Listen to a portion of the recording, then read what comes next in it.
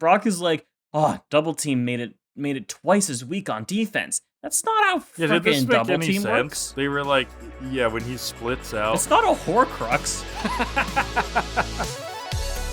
Let's get ready to grumble about all the bad things in these episodes. Hello, everybody. Welcome back to Kill A Delibird, Pokemon podcast, rewatching the Indigo League. We're getting really close to the end. We got 2 weeks of the Indigo League left, which is pretty insane. I'm Kellan. I'm the guy who actually knows things about Pokemon. I've been playing it since I was like 3 years old. And I'm joined, as per usual, by my co-host who knows things about other things, but not Pokemon. It's Graham. Graham, how you doing? I'm doing great. We will not just grumble. We will be humble. We'll try not to fumble. We'll take us all the way to the 4th round rumble. I don't know about being humble, but okay. I'll be humble, you will grumble. The humbler Yes. and the grumbler. That's what they call us on the streets. It's our superhero duo name. Yes. Like, I have the power to be so humble that people forget that they're fighting me. And you have the power to complain to the point where people just, like, walk away. You're like, stop robbing that bank. What's the deal with banks anyways? What? I don't trust banks. All my money's in a hole in the ground in my backyard. And the robber's like, you're totally right, and just leaves. I get this guy. That's a great point. I'm going to turn my life around. Truly an extraordinary power. So, we're getting really close to the end of the Indigo League. Sure are. How's that feeling? Exciting. Hype. It's insane. I don't remember how this stuff ends. You know, I saw Orange Island material as a kid, so I must have seen some of this, but I don't really remember it, to be honest. Most Pokemon ends with disappointment. Oh, so. Foreshadowing. What, Ash dies? Well, that would be spoilers. I can't tell you that. Okay. Yeah, I think Ash lives. I think so. Ash probably lives. I'm pretty sure he does. He's brought back by Pikachu's tears. Man, wouldn't that be kind of fucked up? You just keep dying. Yeah. And then Pikachu brings you back to life. Ash is like 300 years old. He's like, Pikachu, stop crying. Let me Please. go. I just want to die. I just want to be the very put me to rest. Do you think Pikachu's other fluids have powers? So his tears revives, but what about his urine? Does that do anything? Turns things to gold. Oh, the Midas piss? It's like the Midas piss. That's cool. And farts? Well, it's not really a liquid. And it's a liquid if it's really runny bad, diarrhea. Yeah. Pikachu's runny diarrhea is actually a very rare elixir that heals stomach ailments. Yeah. So people try to feed Pikachu really bad chili to be able to get that from them. It's one of the ingredients in a really good hangover cure. Liquid Pikachu fart. Oh, it's disgusting. Hope you're not eating, folks. All right, so we've jumped the shark already in 5 minutes. Yeah, there isn't even a shark. Like, we're so beyond sharks here on Kill A Delibird. We're in the hyperspace of sharks. Yeah, I don't think we see a shark until like Gen 3. So. Oh, the shark Pokemon? Of course so. The half shark Pokemon. Half shark, half what? Nothing. It's just half a shark. Is it called half shark? No, it's called Sharpedo. Oh, that's a good name. Actually, yeah. Sharpedo. I mean, half shark is not a good name, so yeah, Sharpedo's a good name. No, it's a little too on the nose. And Pokemon's got to really keep us thinking with their names, right? I like those moments like I had the other day with Marowak. With like, oh, that's why it's called that. Ah, that makes sense. Because it whacks you with bone marrow. Marrow. Yeah. Have you been like reflecting on what other Pokemon names might be a call to action? No, but I should. But also, like, if I don't know what any names mean and I figured it on the podcast, that's better. That's funnier. Yeah, I think we should not think at all outside of ever about podcast. Pokemon. Yeah, we need this podcast to be the authentic capturing of all of our ideas, right? This is where our brain cells launch. Yeah, if I think at all outside this podcast, I get a shock. I'm going to install a shock collar that keeps me dedicated to Kill A Delibird. Sounds like a horrible talked about idea. What we're going to do today. We're doing episode 78, Fire and Ice, and episode 79, 4th Round Rumble. Before we get there, I do have one of my weirdest ideas yet. Should we try this already? I'm going to be striving for a Guinness World Record today. On air. Mm-hmm. On air. Okay. I had the think judge this is a backstage. Guinness World Record. Yeah, we've got the judge backstage. We have a stage. It's just a saying. It's a virtual stage. I'd like to Yeah. imagine us on a virtual stage, high I don't. above, That's weird. high above Kanto when we're We performing. don't need the metaverse involved in this. Oh no, not virtual like that. Virtual like Porygon. That's still close enough to the metaverse that I don't want to think about it. I don't want to think about the metaverse either. That stuff's weird Mm-hmm. because it's owned by corpos. Mm-hmm. Yeah, Tell me about it. I don't want to. No, Don't tell me what to do. Okay, so the Guinness World Record that I will be going for. You know how Pokemon, when they put out a new generation of games, they originally come out with 2 versions. So Mhm. Pokemon Red and Pokemon Green, I guess, was the original. But here we got Pokemon Red and Pokemon Blue. And then they'll like throw in a third one like Pokemon Yellow. But like, let's ignore that and focus on when they start the start of a generation. Mhm. And they kind of started with colors, right? And then Gold and Silver. And then I believe it was Ruby, Sapphire. It was Yes. a Diamond and Pearl. We're now getting more into like objects. And if we jump ahead, I think it's Sword and Shield that really blew the convention apart. That's like, oh, these just have to be diametrically opposed concepts, whether they are objects, whether they are colors, anything.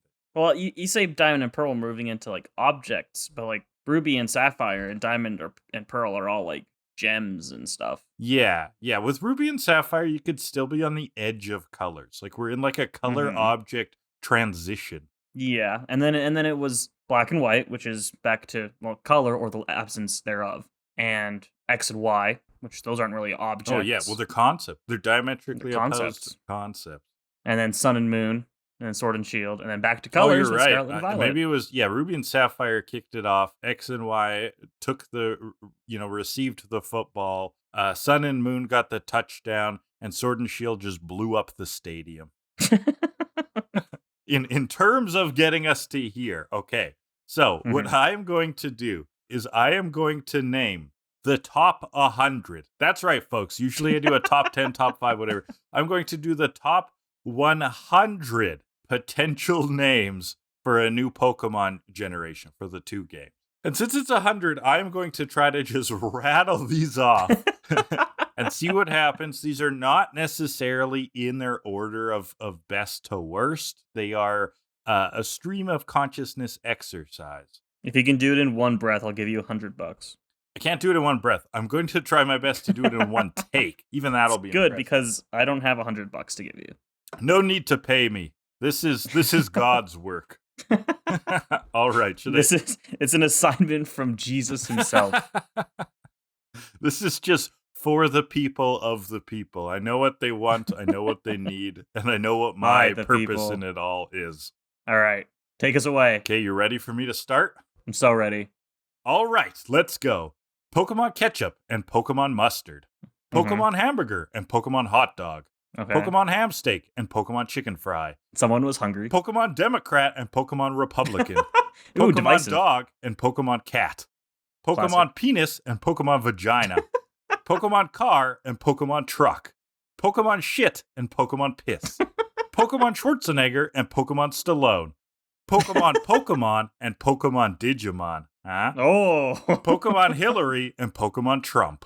Pokemon Soup and Pokemon Salad. Pokemon Cake and Pokemon Pie. Pokemon Star Wars and Pokemon Star Trek. Pokemon Salsa and Pokemon Guacamole. Pokemon Ass and Pokemon Tits. Pokemon Croatia and Pokemon Serbia. Pokemon Japan and Pokemon Korea. Pokemon Apple and Pokemon Orange. Pokemon Apple and Pokemon Microsoft. Pokemon Rice and Pokemon Noodle. Pokemon Nintendo and Pokemon Sega. Pokemon PlayStation and Pokemon Xbox. Pokemon Shotgun and Pokemon Rifle. Pokemon Beer and Pokemon Wine. Pokemon Demon and Pokemon Angel. Pokemon PewDiePie and Pokemon Markiplier. Pokemon Wart and Pokemon Blister. Ew. Pokemon Sith and Pokemon Jedi. Pokemon Orc and Pokemon Hobbit. Pokemon Shoe and Pokemon Sandal. Pokemon T-40 Soviet Amphibious Scout Tank and Pokemon Panzer IV German Medium Tank. Pokemon Catholic and Pokemon Protestant.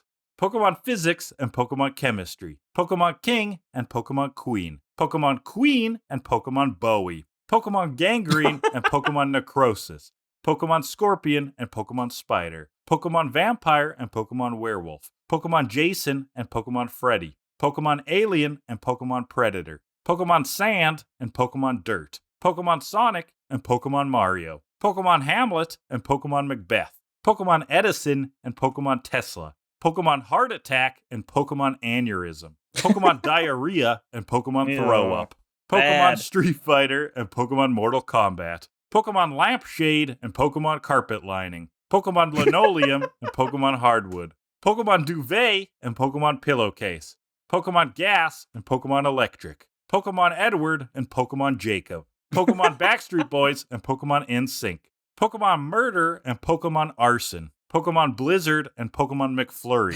Pokemon Caramel and Pokemon Butterscotch, Pokemon Chocolate and Pokemon Vanilla, Pokemon Guitar and Pokemon Drums, Pokemon Door and Pokemon Window, Pokemon Cocaine and Pokemon Heroin, Pokemon Feudalism and Pokemon Nation States, Pokemon Dictatorship and Pokemon Democracy, Pokemon Senate and Pokemon House of Representatives, Pokemon Plato and Pokemon Socrates, Pokemon Rome and Pokemon Greece, Pokemon Sparta and Pokemon Athens, Pokemon Batman and Pokemon Superman, Pokemon Marvel and Pokemon DC, Pokemon Ford and Pokemon Chevy, Pokemon Coke and Pokemon Pepsi, Pokemon Blood and Pokemon Semen, Pokemon Dragon Ball, Pokemon Sailor Moon, Pokemon Goku, Pokemon Vegeta, Pokemon Hangman's Noose and Pokemon Guillotine, Pokemon Salt and Pokemon Pepper, Pokemon Dill and Pokemon Oregano, Pokemon Garlic and Pokemon Onion, Pokemon Salmon and Pokemon Tuna, Not salmon. Pokemon Butter and Pokemon Margarine,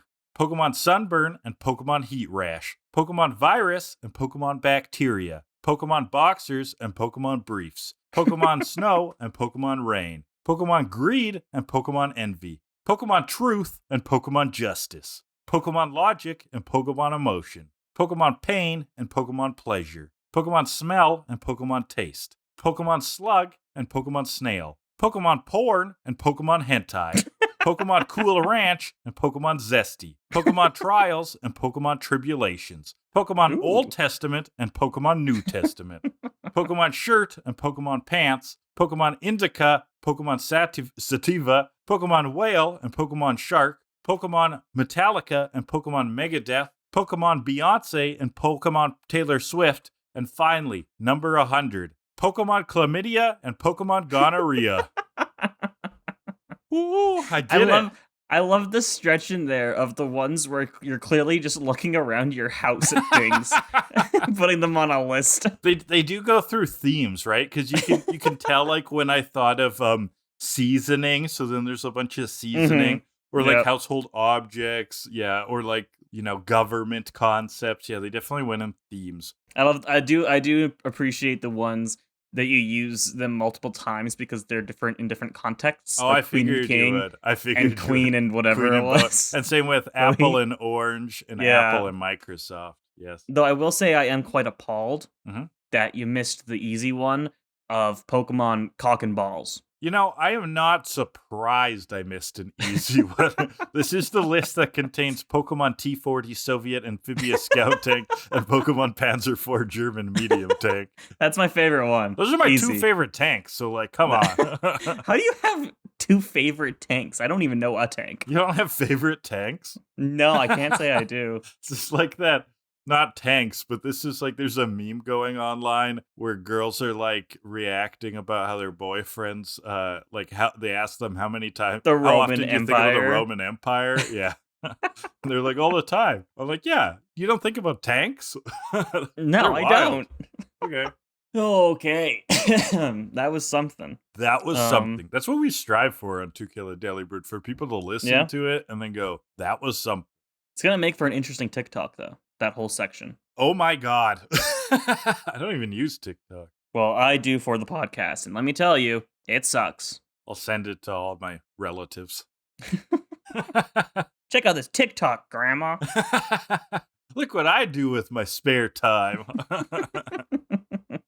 All right. Shall we get to the episodes? Oh, yeah, and I'm going to die after doing that. So, and It's good though, because I really lean on you for the Pokemon structure. So let's jump into episode 78, Fire and Ice. And we get another previously on Pokemon to kick off the episode, which we can recap a little bit. So currently, we're in the league tournament. Ash has won his first fight. Yeah, on the and water that's fields, there's 4 sort of it. prelim matches: water, earth, grass, and ice. You have to win one on every field every in order field. to First one qualify for the finals. Was against a douchebag named Mandy, and Mhm. Ash's level 2 Krabby with no Yep. experience somehow kicked its way all through 3 Mandy's Pokemon. So that was ridiculous. Which pissed us off. Krabby has become Kingler. And Ash is moving on to his second fight, which we're going to jump into right now. We open up this episode on the, I believe, the Rock Stadium, and Yep. it's down to 1v1 between Ash and his opponent. Yes, this is that in media res trope, right? We're Yes. cutting into the middle of something happening. We don't see kind of what happened in the match before this. We just know it's down to 1v1. This is the winner takes all sort of situation. Yes, and so it's the red trainer goes for Nidorino, while Pikachu is ready to fight. Ash has one choice left. He's going to go with Squirtle, not Pikachu. He shafts Pikachu. Pikachu's kind of sad. Pikachu's upset. Yeah. Yeah. So Nidorino goes for a tackle. Squirtle hits a withdraw and starts to roll away in his shell. Nidorino gives chase, but Squirtle launches up a ramp into the air, water guns from said air, then skull bashes Nidorino to finish it off. Ash has quickly won his second battle. Pretty sick, not gonna lie. I like how the Squirtle's rolling around in its shell. The mighty horn is no match for Squirtle's super hard shell, the announcer says, as he flings up the ramp. Boom! Got him right in the face. And Gary in the stands is annoyed by this. Of course he is.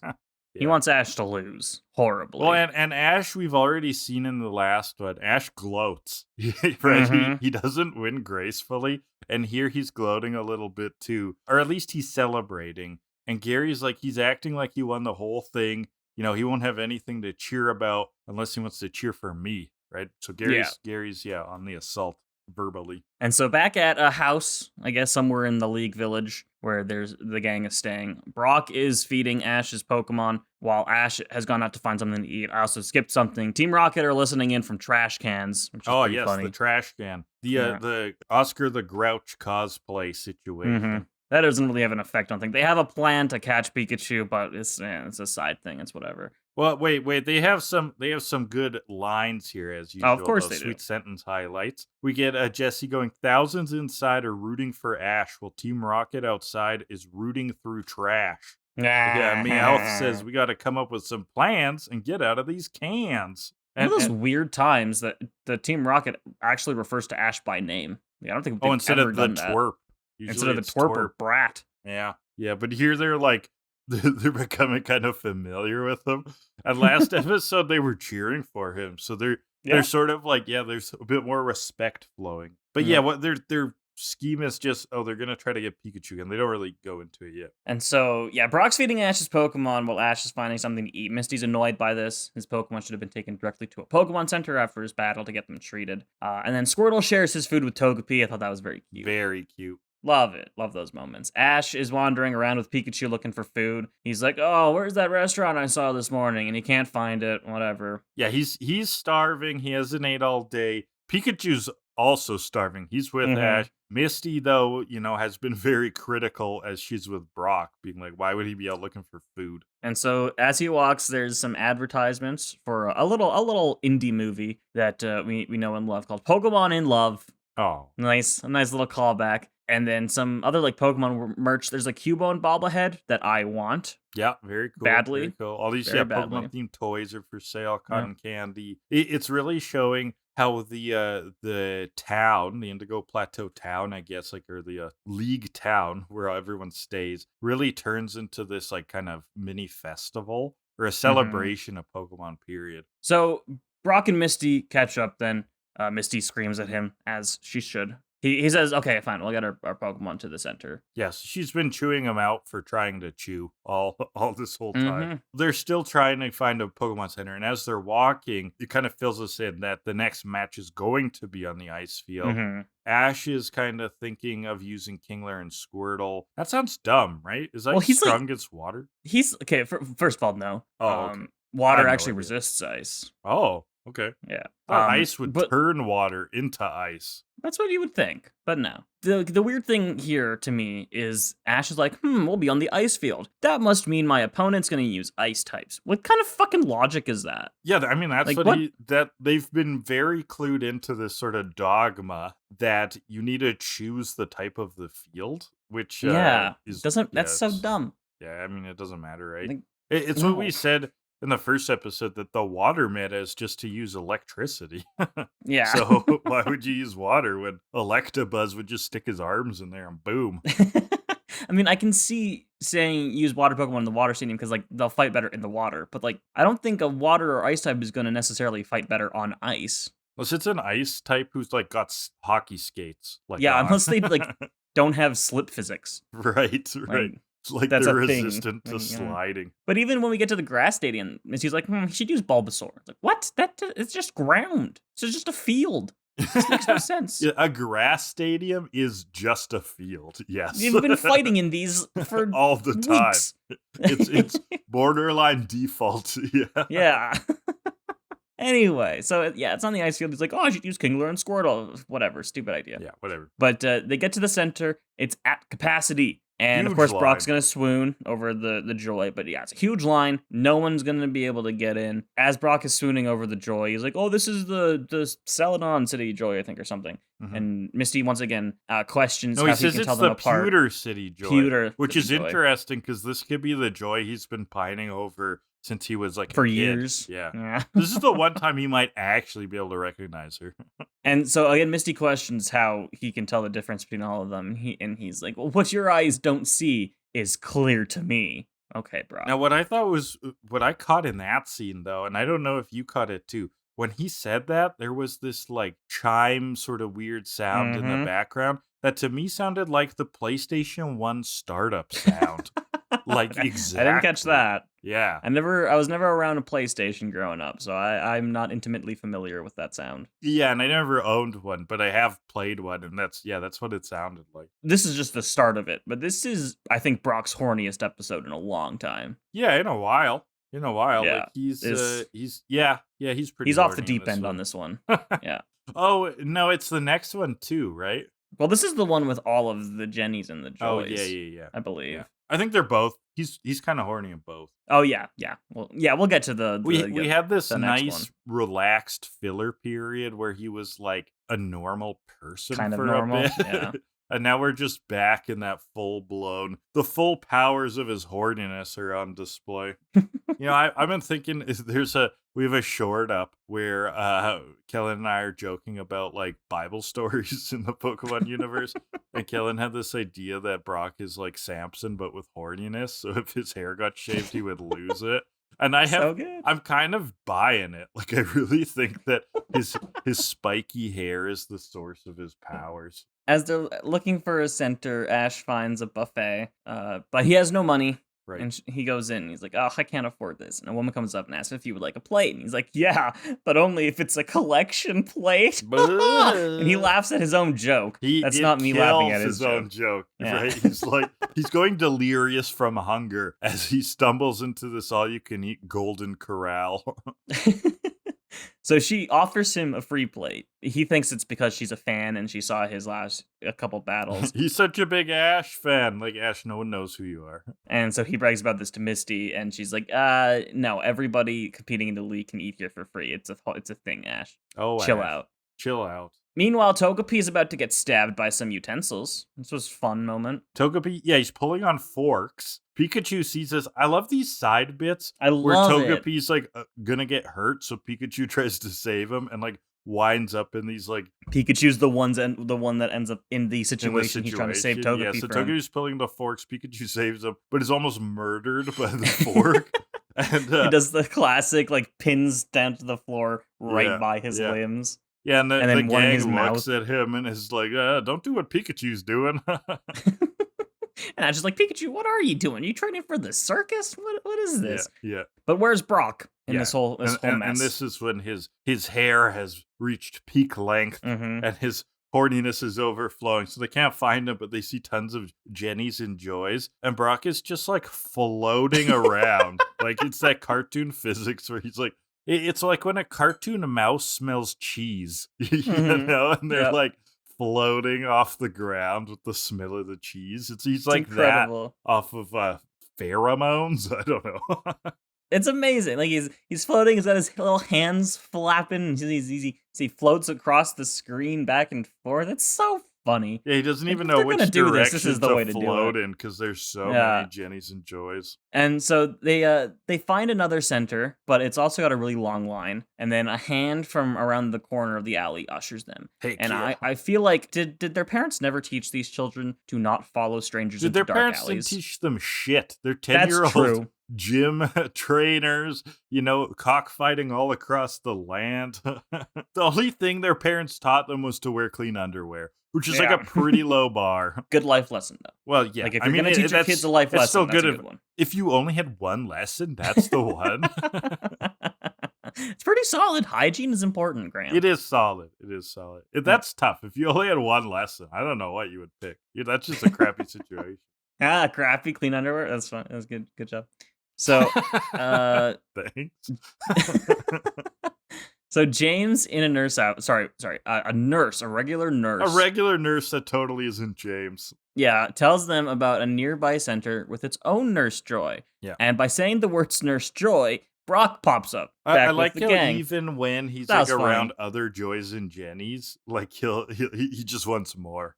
It's like a growth-based mindset. And so James leads them into this sketchy building in the alley with a clearly fake Nurse Joy that Brock tries to hit on or whatever. Yeah, it's clearly just like a stand up or yeah. something. I don't know. But he knows something's up because normally he goes crazy when he sees a Nurse Joy. And that's not happening this time. I like what that could this it's be not about? that she doesn't look different. He's like, yeah, I see a There's Joy. an aura here. But I'm not floating above the ground, so something's wrong.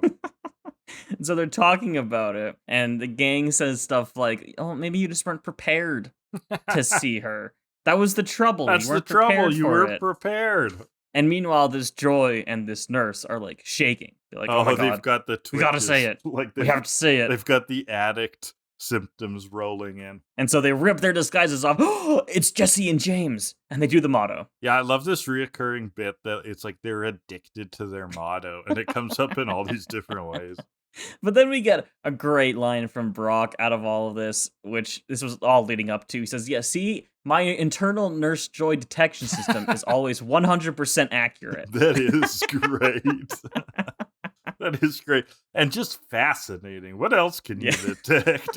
And why Joy? And okay, so Pewter City had a Joy, but not a Jenny. Does he have he's even more attuned Not one to that Joys? we saw. Yeah, not one that we saw. We'll have to see if he mentions a Pewter Jenny at some point. So the building collapses around the balloon. Before this, Ash gave them Pikachu to go take care of. And so they take off in the balloon with Pikachu. But Brock has Onyx drag the balloon back down to Earth. They grab Pikachu out of the balloon, and then he has Onyx fling him into space, and Team Rocket has gone blasting off again. Defeated and deflated. This was just the writers being like, okay, we have to have Team Rocket in here somewhere. How can we get them over with in 2 minutes? Where they like, Yeah. Team Rocket pops in and pops out because they're like, well, we have Team Rocket. We have them on retainer. It's in their contract. But they. I just love it because like the main story of these episodes is clearly about something completely different. So they're just finding ways to like bring them in and then shove them out immediately. Yeah, totally. They had nothing to do with them. So it's also one of those moments we were talking about how they're very liberal with Onyx's size.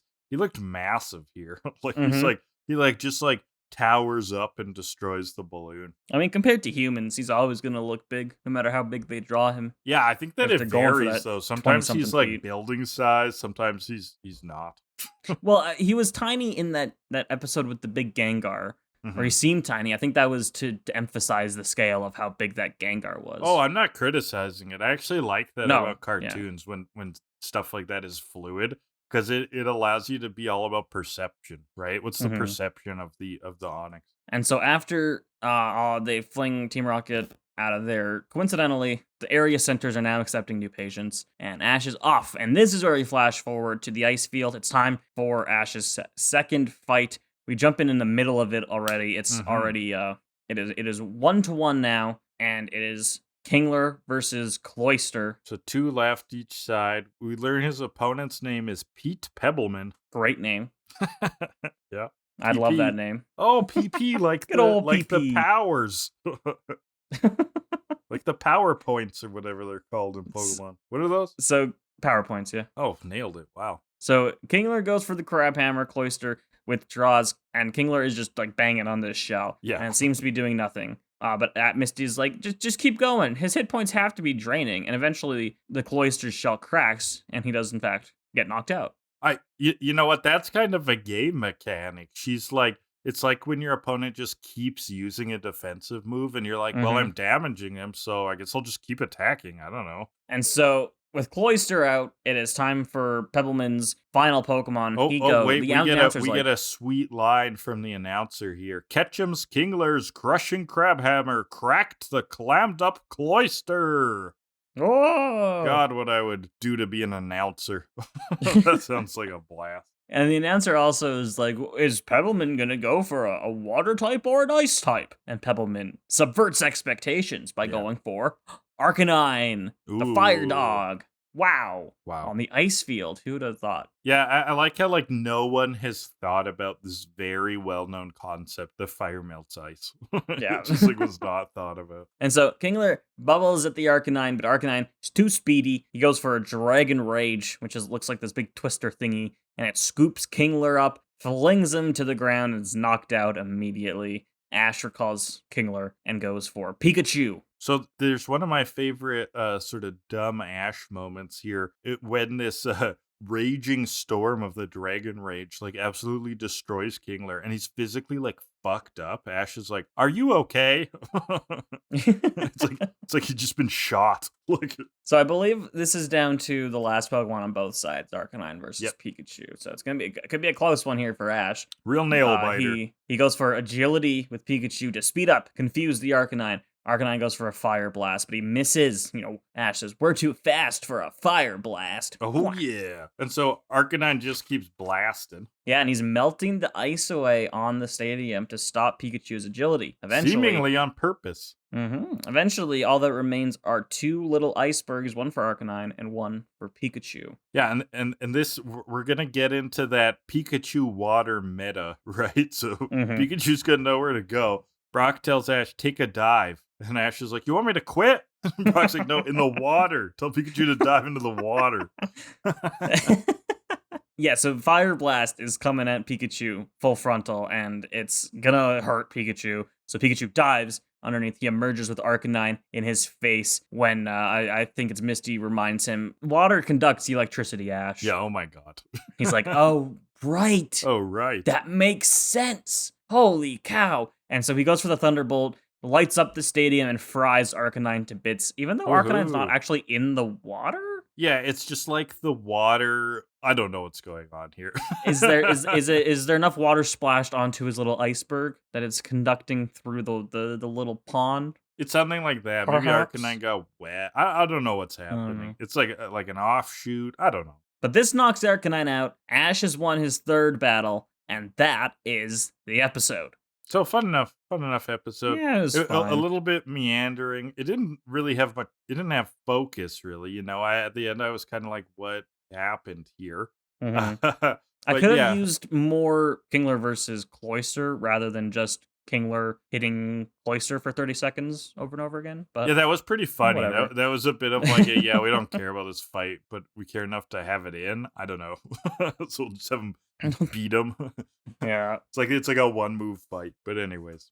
That's most fights in this season. True. Well, so, the episode kind of lacked focus, but the trope I thought of is this idea of trying to win by destroying everything that Arcanine's doing. Or more like, what if when the antagonist, sort of their situation, something they've set up their environment, their plays on the environment, etc., are their downfall. And that is a common trope, right? And that goes back to literature for sure. You can think of this even things like the classic idea of like hubris being somebody's downfall or ambition, right? Like Macbeth. But some books I thought of. So Beowulf, which is like it may be the oldest like recorded English book, or if not one of them, that was written down by monks in the Old English language. So this is not even like a modern English. It sounds more like German. But in it, it's about a great warrior, and the enemy's name. There's this villain named Grendel. Okay. Now, after he defeats Grendel, he has to defeat Grendel's mother, who's like also like this horrible monster. Your mom.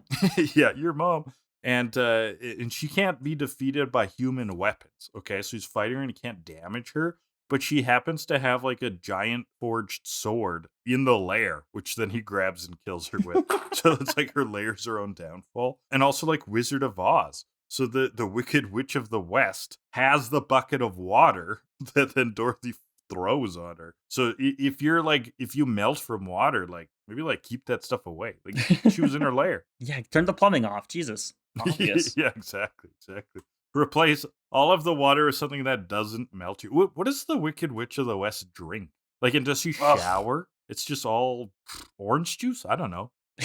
What does she use? Well, is there water in orange juice? I guess not if it... Yeah, is there water content? Yeah. But maybe it's just like, so anything liquid? What about her own milk. Blood then?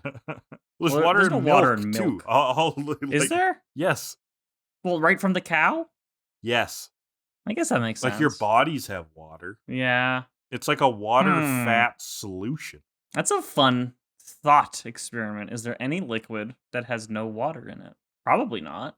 Well, yeah, okay. There is, because there's you can have liquid forms of elements, right? So gallium. She showers in gallium. There's pure liquid. So yeah, maybe she has like mercury. Maybe she drinks and showers in mercury. Maybe her blood is mercury. Isn't that like horribly poisonous to humans?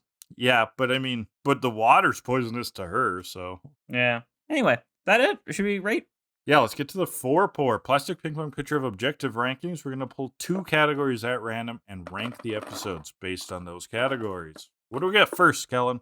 First category will be the humor of the episode. What were the funny bits?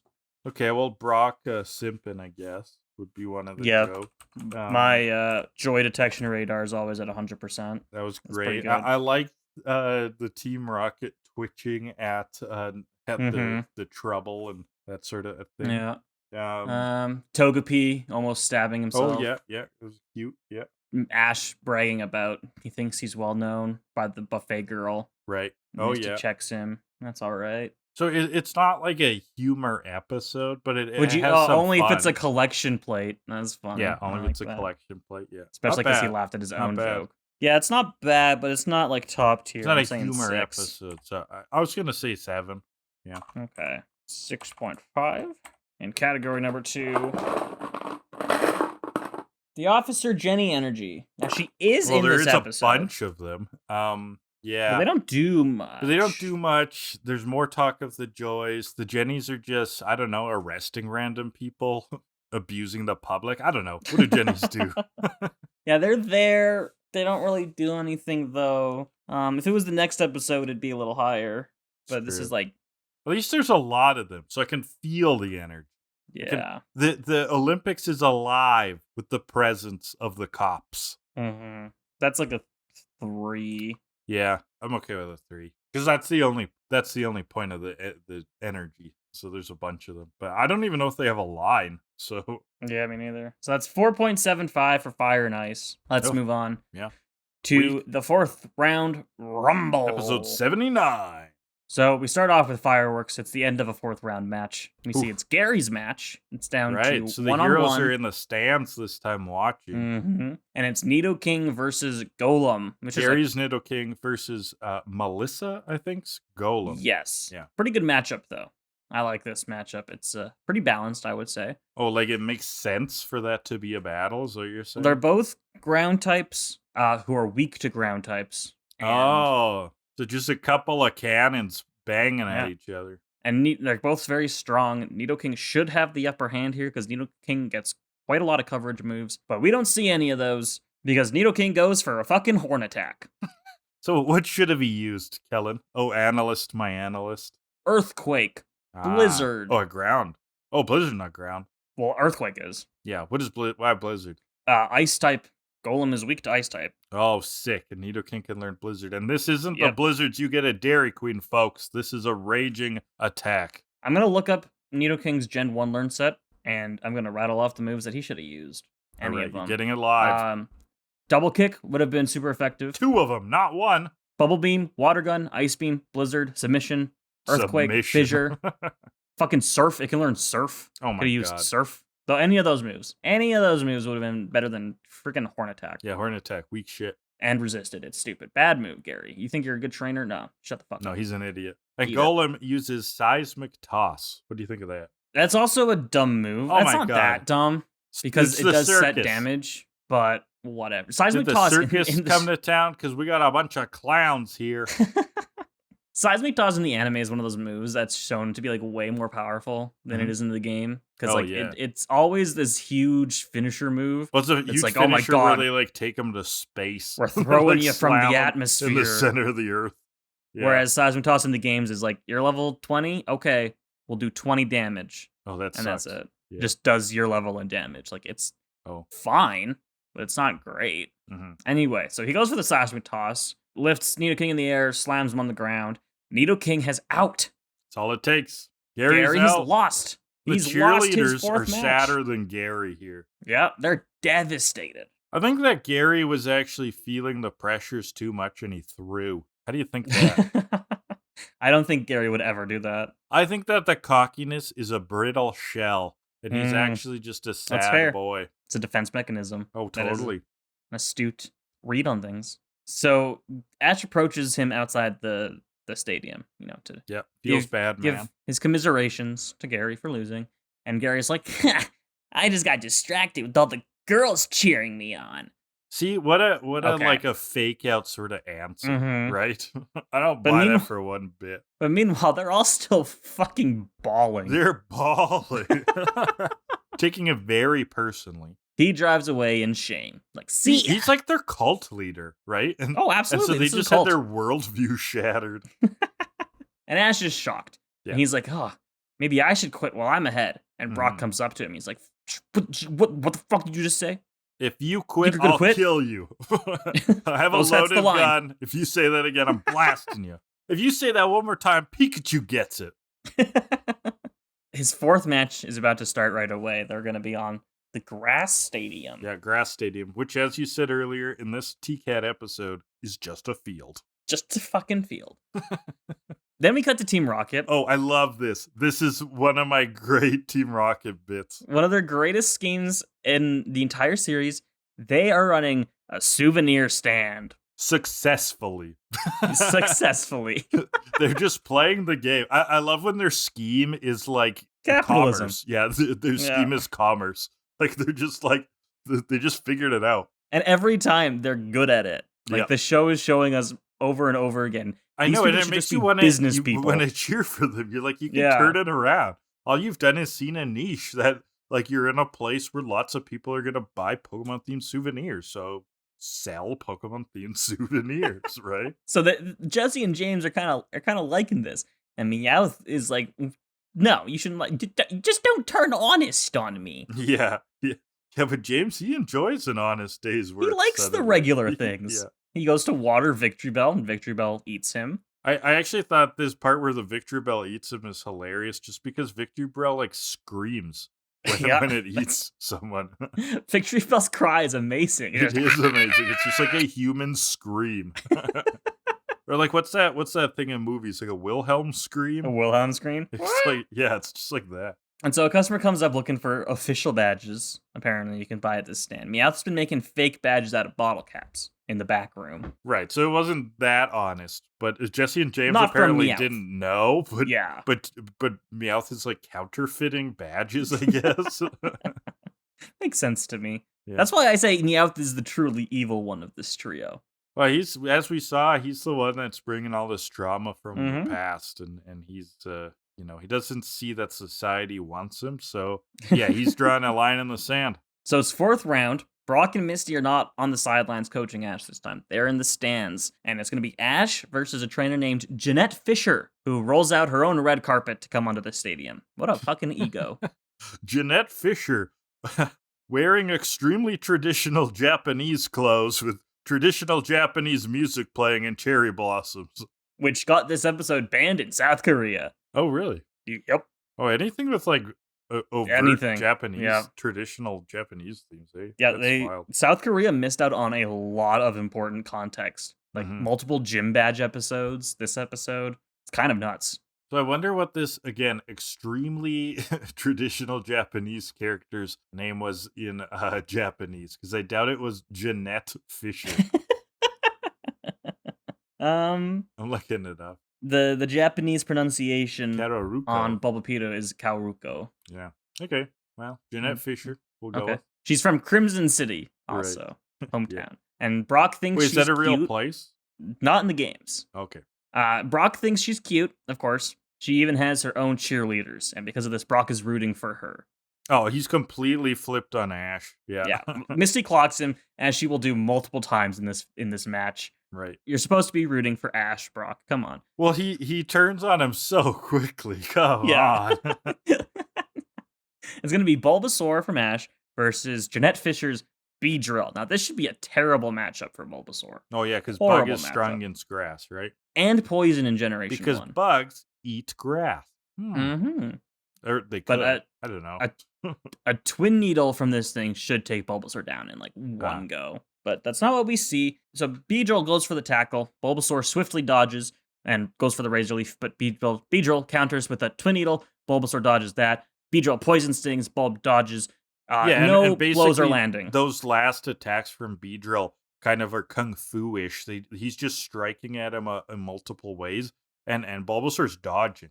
I do like when Ash's Pokemon, I'm thinking Bulbasaur and Squirtle does this, where they like dodge a lot in a way that looks pretty cool, right? Like you don't get that from the games. That's sort of like real-time dodging. So that is where the anime fills that in kind of a fun way. It's streets ahead of the PNG using Razor Leaf. Streets ahead. Yeah. And so Misty clocks that she hopes Jeanette doesn't have any more Pokemon like Beedrill. That could be a problem. Brock only cares about, I just hope she doesn't have a boyfriend, because of course. Yeah, and Misty's like, no way it'll be you if she beats Ash. I don't know why her beating Ash or losing to Ash has any difference, but I guess Misty's saying that if Ash loses, she's going to kill Brock. Is that what she's saying? Or she'll kill Jeanette. Yeah, I don't know. Misty's out for murder. Bulbasaur lands a Leech Seed. It lands on Beedrill, traps him, zapping his health away. Brock is devastated by this. Jeanette's going to lose her first Pokemon. Misty yells at him again. As we're getting to a point where she goes big head on it, which is I love the big head Misty, right? It's like fun stuff. What about a bobblehead, just that terrifying Misty version when she freaks out? And so while he's trapped in the Leech Seed, Bulbasaur goes for a tackle, and Beedrill is out. All it took down was 3-2. Oh yeah, the Leech Seed. The Leech Seed it looked pretty cool in this actually, because it had this like red aura when it was sucking Beedrill's health. It looked pretty ominous. Yeah, in the game it just saps a little health at the end of each turn. Yeah, it's not as cool. minor. It's still a very good move though. Right, like strategically or like tactically, right? Yeah. Yeah. But it doesn't incapacitate like it shows in this one. Yeah, but this is like, the Leech Seed like does it all. Just the Leech killed Seed it, really yeah. fucks it. And so Jeanette Fisher is going to go with Scyther as her next Pokemon. Big bad Scyther who slashes, but Bulbasaur dodges. Scyther goes for some quick attacks. Scyther looks terrifying. Have we met Scyther before? Yeah, in the catch-up episode. Oh, right. So it's like a giant praying mantis with swords for arms, which is absolutely fucking terrifying. Yeah, it's pretty cool design. So Bulbasaur is dodging these quick attacks. He does get hit by a couple of them. He can't get a Vine Whip through. And so Scyther double teams, and Bulbasaur doesn't know which of these clones is which, so he... So the double team splits him. There's 3 copies, basically. Only one's going to be original, though, right? And 2 of them are shadows, because he's moving so fast, something like that. Yeah, I don't know. Vine Whip takes out the clones, as Scyther then goes in for the tackle while Bulbasaur is distracted. Razor Leaf and Vine Whip do nothing to this Scyther as Scyther keeps attacking Bulbasaur. He gets through with another double team and slashes Bulbasaur, sending him in the air when Ash finally realizes, oh my god, you should just Vine Whip all three of the Scyther. Yeah, I was like, makes so that's much an sense. option? Why didn't you do that to begin with? Because they were like... Because Ash is an idiot. They were convinced that you had to pick one, that you could only Vine Whip at one time. Then he's just like, just wave it around like you just don't care. It's like a fucking shell game. You only pick one. When was Which that one's option? the real one? You know, these copies, though, that reminded me, that's like, so in Naruto, that's his ability, is that he can make these, like, shadow clones, I think they were called, like clone jutsu or something, where he's got copies of himself, but they're not real. And when they get hit, that's when they, like, disappear. And I've heard people try to reflect on, like, okay, they seem to have their own agency. They can do their own thing. So do you just, like, come into existence and then you're gone when you get hit? And, like, there was, like, I think it was a comic or something, like, satiring this, where one of the shadow clones, like, ran away and, like, started a family, and then years later got hit and disappeared. No! Isn't that twisted? It's a sad existence. Very. You just get, like, smacked by your toddler that doesn't know any better, and suddenly, boom, poof, gone. Yeah. Gone. Yeah, in this thing where he Vine Whips all three, he does. And he pins Scyther to the ground, defeating him. Are you fucking kidding me? That's so dumb. I'm sorry. No, this is stupid. Well, but it happened. Yeah, but can you argue with reality? Reality being this cartoon.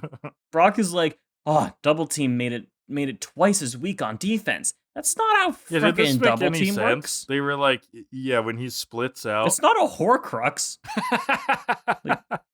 Yeah, that's what I was thinking. So is he saying that each of them has like a third of the health?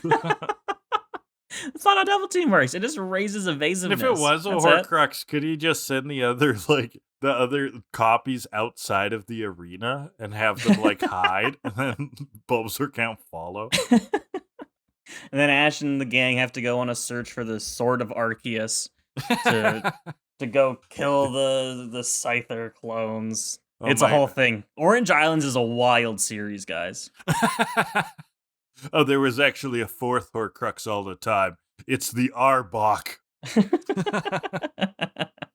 And that's when Gary gets his big moment where he's come back and he's come to an Ash, and he jumps across the screen and slashes Arbok in two with the sword that he found miraculously. Gary's glow up. Yeah. So it's a really good moment, and I'm really excited to get to that episode. So meanwhile, in all of this, the Team Rocket balloon is distracting people around the league. They've sent the balloon off with all these like Pikachu toys on it or something to distract people while they use a vacuum. Classic Team like Rocket toy and their Pikachu's vacuums hanging from it, and they're like, people will love these Pikachus that they'll just like look at it. And turns out they were right. People are just like, oh my god, there's Pikachus on a balloon. But they didn't think to factor in the fact that they're known criminals. And the village is full of cops. Yeah. They know what the Team Rocket balloon looks like.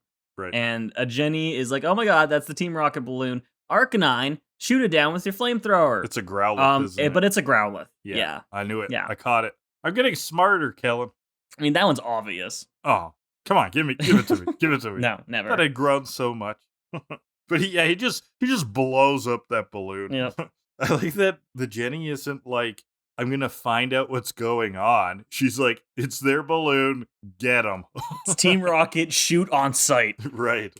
And so Team Rocket are trying to vacuum up these Pokemon, but Jenny have like turned off the machine. We look back and they're like, they're at the vacuum machine and like, whatever this thing is, it doesn't have a permit. It's getting a ticket. Mm-hmm. And then they see Team Rocket and they run after them. Team Rocket runs and they crash into some like box or whatever. And when they get up, they have become hot dog and ice cream vendors. Yeah, it's like they've made like an impromptu food stall as part of their getaway. Red hot dogs. And then ice James cold goes, ice cream. Get it while it's cold. And so back to the fight. That's all we get from Team Rocket. That's all we get. I don't know that they were souvenir incredible people, and now they've become hot dog sales. So Jeanette's last Pokemon is we see the big bad Bellsprout, tiny little Bellsprout, tiny little guy. Ash is so cocky, right? Brock's even saying it. He's got this. It's just a Bellsprout? What? Yeah, Jeanette plays a Bellsprout. Ash is like, okay, so she ran out of strong Pokemon, I guess? That's weird. And then we get a little fun little exchange. Jeanette says, Bellsprout, get ready. Ash says, Bulbasaur, get set. And there's a pause. And the referee says, go. I like that. That was fun. Nice. And so Bulbasaur goes for the tackle, but Bellsprout pulls out a Matrix dodge. Oh, yeah. And this Bellsprout is totally plugged in. She's on that Keanu red pill nonsense, right? Mm-hmm. When this plant battles, you better watch out. Yeah, Jeanette's got cheerleaders, too, so they're cheering on the Bellsprout hard. It's clearly that everybody loves this Bellsprout, right? Bellsprout is the fan favorite here. Bulbasaur goes for the tackle again, but Bellsprout's able to grab him and swings him around to make Bulbasaur. Yeah, so this Bellsprout clearly knows Judo, right? Like it's a black belt. He uses the strengths of the opponent's strikes against him and flings them. Yeah, so Bellsprout grabs him again and slams Bulbasaur on the ground over and over again until Bulbasaur is out of the fight. Looked like this match was over, but Bellsprout sprung into action, and this mighty might has Bulbasaur sucking the sod. That's what the announcer says. And so now we're down to 2-1 for Ash. He goes for Pikachu, who goes for a Thunder Shock. Of course. Which Bellsprout dodges and Razor Leafs. Pikachu jumps, but the leaves cut the rocks on the field in half. So we're seeing how powerful this Bellsprout may actually be. Oh, it's the most yoked Bellsprout ever.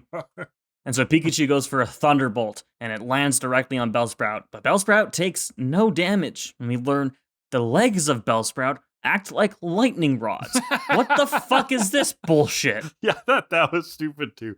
Because I'm like, are you telling me that all like rooted Pokemon? And also like when a tree gets hit by lightning, like it falls down. If it dies. It splits like in half. Fires start and things, right?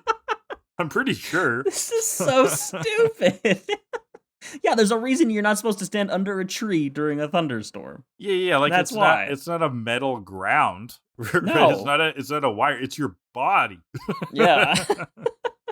It's the Bellsprout's body. So they Ash has realized, okay, we can't use electric attacks, and so Pikachu is ready to physically brawl this thing. Oh yeah, so Pikachu funny. karate, and this looks sick. I thought Pikachu doing karate because he's totally doing those karate motions. And Bellsprout is doing judo motion. So we've got karate versus judo. And so Pikachu launches at Bellsprout. Bellsprout dodges, smacks Pikachu, knocking him out. And now we're down to 1-1. It's like a single kick just right on the head. Yeah. Top of the head. Boom. Down. Garden variety attack. Short circuits Pikachu. And so Brock and Misty are wondering, how can Ash get out of this one? What's his third Pokemon going to be? When suddenly, Delia and Oak are there. Yeah. Oak has only shown up to the league after his grandson got defeated. Well, and that's why Gary is making up for so much pain. Oak is like, fuck that guy. And Gary's like, I act like a asshole, but all I want is love. Oh. It's so funny. They're like, now that Gary's out of the competition, everyone in Pallet-town is rooting for you. Yeah. Oh, wow. Anyone was rooting for Gary. That's impressive. Whoa. I'm shocked by that. Ash goes for his final Pokemon. Seems so who's Ash gonna pick against this unbelievable Bellsprout? Unbelievable. What did you think was gonna happen? Who did you think he was gonna go over? Fire Pokemon? Charizard? That's what I kind of thought too. I forgot that what he goes for is what he goes for, and I thought this was gonna be Charizard, and Ash puts his faith in Charizard, and Charizard doesn't deliver again and kind of screws it up almost. But no, he goes for Muck. So I like this better in terms of, and we'll get into this, I like it better in terms of all of the martial arts metaphors we see going on. It is the Krabby problem all over again, though, of a Pokemon that he hasn't used before. But at least Muck is like fully evolved and a little more powerful. Yeah, and remember was like causing a lot of troubles in Grimy City, like a pretty strong entity there. Gringy City, right. Hamilton, remember Ontario. Hamilton. Yeah. So yeah, it's Muck, who we have not seen on the team at all, ever. And he's only made cameo appearances in like phone calls since his capture, however many episodes ago. Now, Muck is poison, and is poison strong against grass? Yes, but Bellsprout is also grass poison type. Oh, and so poison cancels that out. It's neutral. Yeah, we get the explanation from Oak himself that Ash called that morning to send Muck over. And so we did. That begs the question, who did Ash switch out, because you can only have 6 Pokemon in your team. He's got Kingler. We saw Kingler last episode. He's got Pikachu and Squirtle. And Bulbasaur, so that leaves either Charizard or Pidgeotto. You might never know, because between Probably matches, like they could just be like, yeah, he slipped back out, and you'll be like, Probably. but Oak's there, but Oak's assistant did it. I don't know. Like they could write it out. But also, like, I like to think about that because, like, they both have their reasons. Charizard doesn't listen to Ash, so he may think Charizard is a lost cause here. We're not going to bother with Charizard. But at the same time, he seems to fucking hate Pidgeotto. But at the same time, the animators find Pidgeotto more work than it's worth. At least Charizard gets the people going. So it's Muck against Bellsprout for the final of this match. Right, and Muck is a big slime monster. And Bellsprout goes for the kick, but Muck just completely absorbs it. It just kind of stretches Muck out a little bit. Stretches him out, bounces him back. And so, like, Bellsprout keeps kicking, and eventually tries a Razor Leaf. Muck takes a licking, but Bellsprout keeps on kicking. Eventually goes for the Razor Leaf, which just bounces right off of Muck. So is Muck just like Monkey D. Luffy? He's like immune to all strikes, all bludgeon attacks, because nothing is hurting it. It just bounces. In the anime universe, probably something like that. Mm-hmm. But Muck goes for a body slam. He just covers Bellsprout. There's no slamming though. He just slowly covers over him. It's a slow molasses themed attack. Slowly suffocating Bellsprout to its death. To its death with all of its rolls. And when Muck comes off of the Bellsprout is laying there, a lifeless corpse, dead completely. Oh. And Ash has won his 4th match. Where are those Pikachu tears when you need them? Mm-hmm. Hey, Jeanette. Yeah, and Ash wins. Woo. Victory music. He's officially won on all 4 stadiums, and Huge. He gets to move on to the final Ash. Tournament on the Indigo League Stadium, which we will start to see next episode. Muck hugs Ash during the celebration, which is something Oak knows all about. So the reason I liked Muck from a martial art point of view is you have Judo beating karate, and now sumo wrestling beating judo, right? And this aligned with the traditional Japanese themes of Jeanette, right? We've seen the only thing that can defeat her is more traditionalism. Sumo wrestling. The true sport of Japan has done it and won the day. Back to Team Rocket. They've sold out all of their souvenir merchandise. They have found it fun and profitable. This is way better than stealing things. They say they're better at selling than stealing. Yeah. Meowth ain't gonna have it, though. He's like, next thing you know, you're gonna be opening a fast food joint. And Jesse and James are like, oh, there's an idea. That sounds fun. We can call it Jesse's. Trouble. Really and hungry? This is the motto. Make it double. Yeah. Oh, yeah, they haven't done the motto yet. Yeah, this is the motto. Jesse goes, that's not a bad idea. We can call it Jesse's. And then James goes, James's. If you want a burger and fries without trouble, if you're really hungry, make it double. To protect the world from hunger and thirst. Our food isn't bad, at least not the worst. The Team Rocket restaurant blasting for a bite. We stay open all day. We stay open all night. I love it. That's brilliant. That's love really it. Good. And they should make that restaurant. They should. I mean, there was Mr. Beast Burgers. Why can't Team Rocket have a burger place? And so Misty congratulates Ash on the win. His dreams burn as bright as the flames on the Indigo Stadium torch. Inspiring. And that's the episode. All right. So let's get into literature. As you can see, I'm really obsessed with the judo in this. that it's all about judo. I mean, Ash learned some stuff here. We've seen that he's finally kind of grown up, right? So there's like a sudden intelligence trope. Sorry, I'll get back to the judo. But the trope I'll get out of the way is that he's suddenly smarter than he used to be. Now, this isn't really, this isn't literature, and it's maybe a more extreme version of this, but it made me think of the Seinfeld episode where George stopped having sex, and he's suddenly a genius. Do you remember that one? Kind of, yeah. Or he has to be celibate, so he becomes like this incredible genius. He's like doing science experiments and stuff. So sudden intelligence. But if we take it to judo, Mr. Bean. I found this book. Wait, what's the Mr. Bean one? Mr. Bean goes back to school. It's a visitor day at the local school, and he goes to the visitor day, Okay. and he takes a judo lesson where he's too afraid to get flipped by the judo instructor. And then he goes to change in the bathroom back into his regular clothes, and he has found that the pants he grabbed looked like his pants, but were a few sizes too small. Oh, so he can't fit in the pants? So he can't fit into his pants. What does he do? I can't remember. I'm looking it up. Oh my god, that is a nail biter. Edge of my seat. What does he do? Oh yeah, so he can't. Oh no, sorry. The pants are too big. They're a few sizes too big, and so he goes around. He puts the pants on, and he goes around the school, looking at the sizes of all the other guys' pants while they're being worn. Because So he's he trying pulls to on the figure back. out who has. He's trying to figure out who pants, has his pants, Right. and he finds his pants in a stall. Someone's wearing them while taking a shit, and he sees his name on the pants as he looks underneath. He distracts the guy on the toilet with a hand bird at the top of the stall. Mhm. And then while the guy's distracted, he crawls underneath the stall and pulls the guy off the toilet to get his pants back. Incredible. Incredible.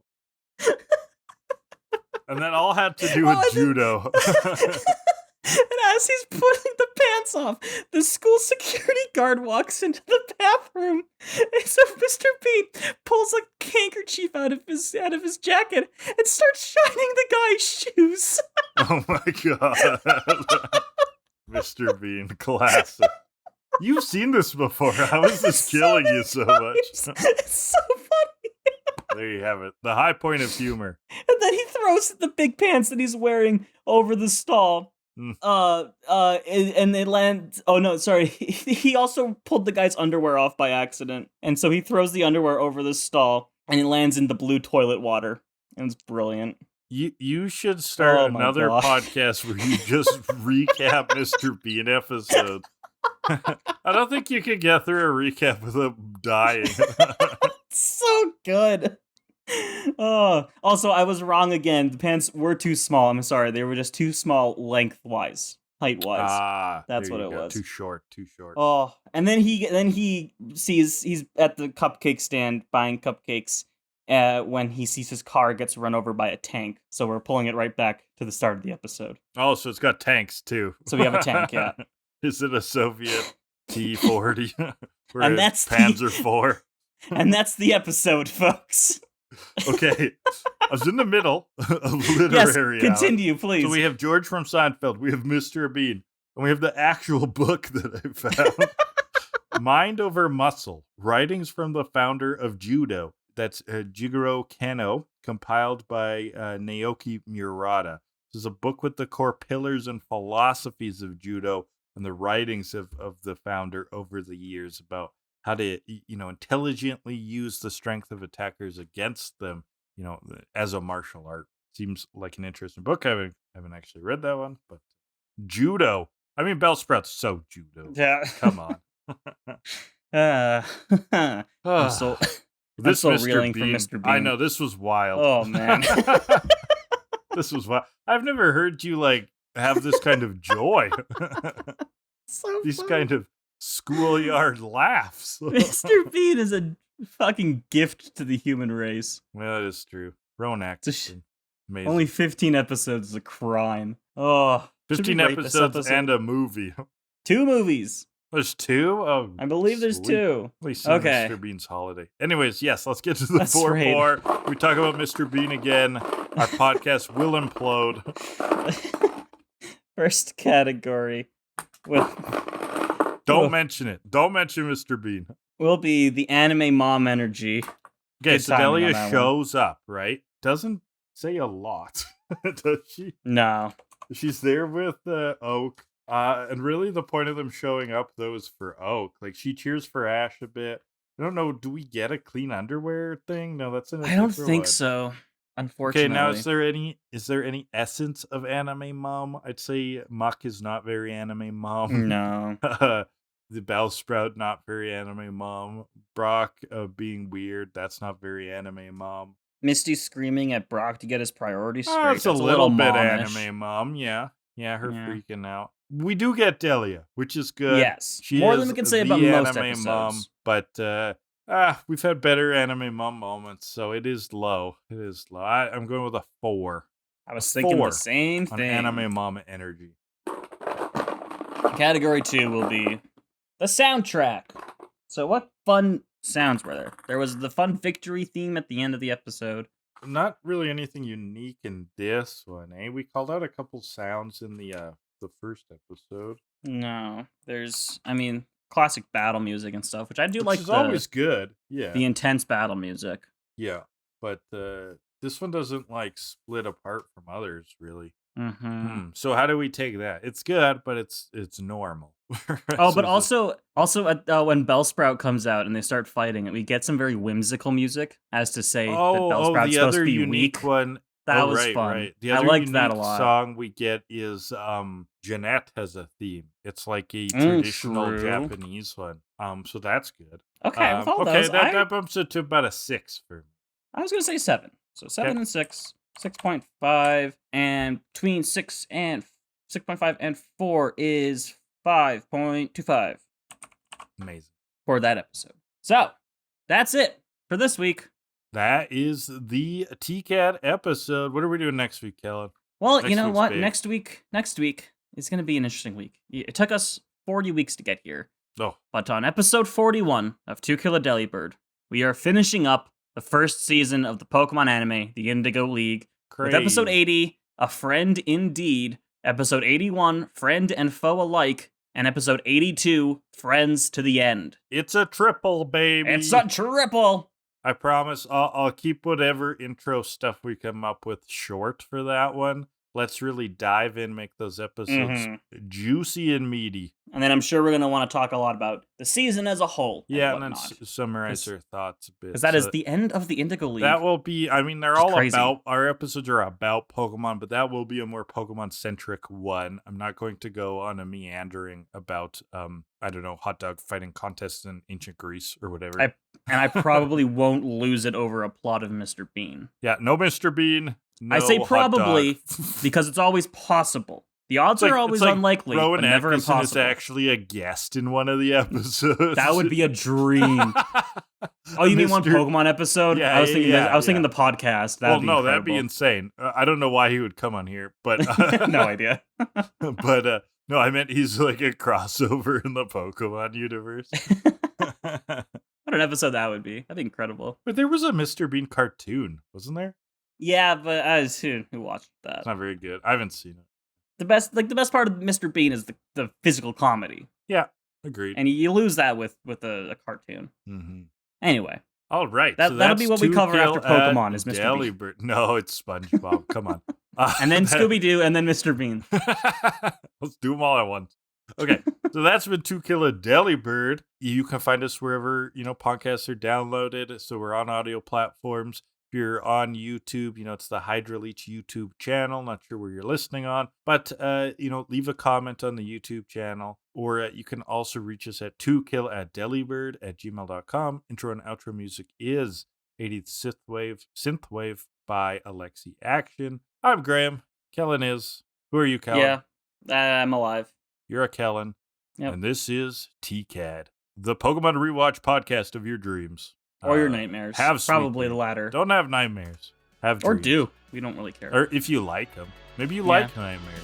Maybe you like fucking masochist.